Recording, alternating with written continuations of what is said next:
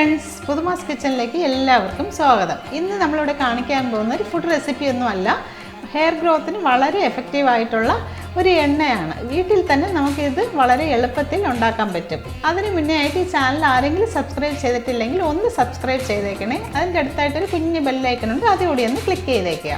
ഈ എണ്ണയ്ക്ക് ആവശ്യമായിട്ടുള്ള സാധനങ്ങളാണ് ഈ കാണുന്നത്. ഞാനിപ്പോൾ അതിനായിട്ടൊരു 3-4 ചെമ്പരത്തിപ്പൂ അടർത്തി എടുക്കുവാണ്. ചെമ്പരത്തിയൊക്കെ മിക്കവാറും എല്ലാ വീടുകളിലും ഉണ്ടാകുന്ന ഒരു ചെടിയാണല്ലോ അല്ലേ. ചെമ്പരത്തി പൂവിൽ കെരാറ്റിനുണ്ട്, അപ്പോൾ അത് നമ്മുടെ മുടിക്ക് നല്ലൊരു കണ്ടീഷണറായിട്ട് ആക്ട് ചെയ്യും.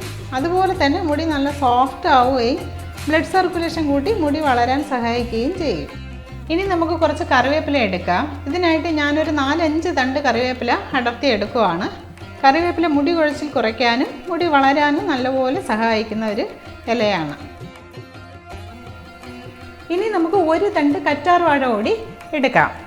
കറ്റാർവാഴ നമ്മുടെ മുടിയെയും സ്കാൽപ്പിനെയും മോയ്സ്ചറൈസ് ചെയ്യാനും മുടി സ്മൂത്ത് ആക്കാനും അതുപോലെ തന്നെ ഡാൻഡ്രഫ് കുറയ്ക്കാനും വളരെയധികം ഹെൽപ്ഫുള്ളാണ്. ഇനി നമുക്കൊരു 4-5 തണ്ട് വേപ്പില കൂടി എടുക്കാം. വേപ്പില ഡാൻഡ്രഫ് മാറാനും അകാല നര ഒഴിവാക്കാനും ഒക്കെ വളരെ നല്ലതാണ്. വേപ്പില വളരെ ഔഷധ ഗുണമുള്ള ഒരു മരമാണല്ലോ.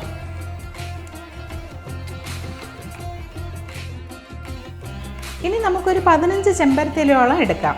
ചെമ്പരത്തിയില നമ്മുടെ മുടി കൊഴിച്ചിൽ കുറയ്ക്കാനും മുടി വളരാനും ഒക്കെ സഹായിക്കുന്ന ഒരു ഇലയാണ്. അതുപോലെ തന്നെ ഇത് മുടിക്ക് നല്ലൊരു കണ്ടീഷണർ കൂടിയാണ് കേട്ടോ.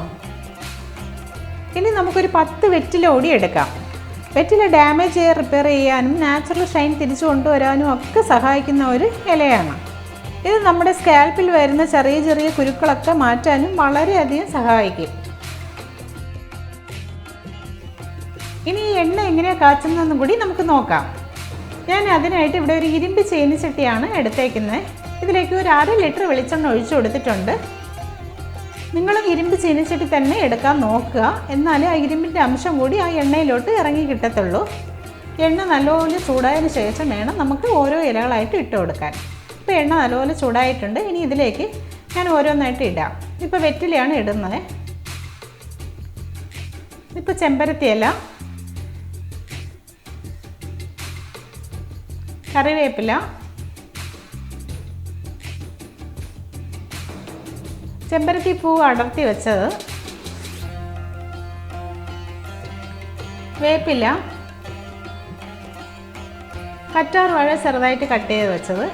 ഇലകളെല്ലാം ഇടുമ്പോൾ പ്രത്യേകം സൂക്ഷിക്കണം, ദേഹത്ത് കൊള്ളാതെ നോക്കണം. ഇതെല്ലാം കൂടി നമുക്ക് എണ്ണയിലോട്ട് താഴ്ത്തി വെച്ച് കൊടുക്കാം. ഇത് നമുക്കൊരു 15 മിനിറ്റോളം ലോ ഫ്ലെയിമിൽ തന്നെ നല്ലപോലെ തിളപ്പിച്ചെടുക്കാം. എന്നാലേ ഇലയിലെ ചാറെല്ലാം കൂടി എണ്ണയിലോട്ട് ഇറങ്ങത്തുള്ളൂ.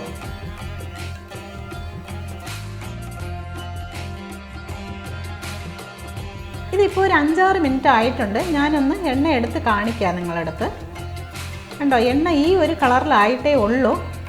നമുക്ക് ഇനി ഒരു 10 മിനിറ്റ് ഇതൊന്ന് തിളപ്പിച്ചെടുക്കാനുണ്ട്. ഇപ്പോൾ 15 മിനിറ്റിന് ശേഷം ഈ ഒരു പരുവത്തിലായിട്ടുണ്ട്. കണ്ടോ, എണ്ണ നല്ലപോലെ കളർ മാറിയിട്ടുണ്ട്.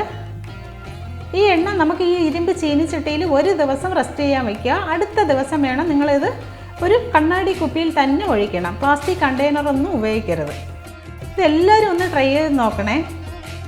ഈ റെസിപ്പി നിങ്ങൾക്ക് എല്ലാവർക്കും ഇഷ്ടമായി കാണുമെന്ന് വിചാരിക്കുന്നു. ഇഷ്ടമായെങ്കിൽ ലൈക്ക് ചെയ്യുക, ഷെയർ ചെയ്യുക, പുതുമാസ് കിച്ചണിലേക്ക് സബ്സ്ക്രൈബ് ചെയ്യുക. വീണ്ടും ഒരു അടിപൊളി റെസിപ്പിയുമായിട്ട് കാണുന്നവരെ ബൈ ഫ്രണ്ട്സ്.